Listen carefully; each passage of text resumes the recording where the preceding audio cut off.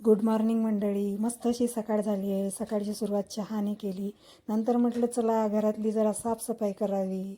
मग काय लागली इकडे साफसफाईला. इकडे छान सगळं क्लीन करून घेतलं. आणि इकडे श्रीजा पण मला मदत करत होती. लई कामाची पोर आहे माझी ती. तिला तर काय माझ्या प्रत्येक कामात मदत करायची असते.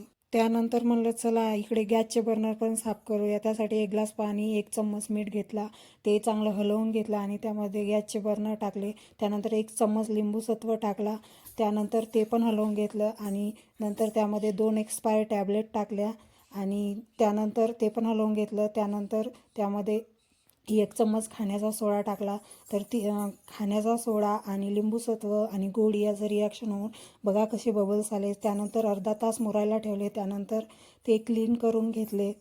तर तुम्ही बघू शकता इकडे रिझल्ट. सगळे बर्नर्स चांगले स्वच्छ झाले आणि पाणी बघू शकता कसं काळा कुट्ट पाणी झालं आहे. तुम्ही इकडे बघू शकता मी गॅस पेटवून पण दाखवला आहे. 100% रिझल्ट आला आहे. त्यानंतर इकडे आंघोळ केली, जेवण बनवून घेतलं. त्यानंतर म्हटलं घरात बोरं होती तर म्हटलं चला बोराची चटणी करूया तोंडी लावायला. त्यासाठी सगळ्या बोरातल्या बिया अशा काढून घेतल्या.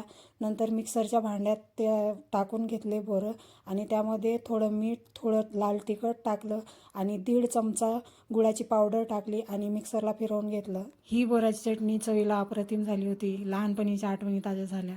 परत भेटूया नेक्स्ट ब्लॉगमध्ये. तोपर्यंत बाय.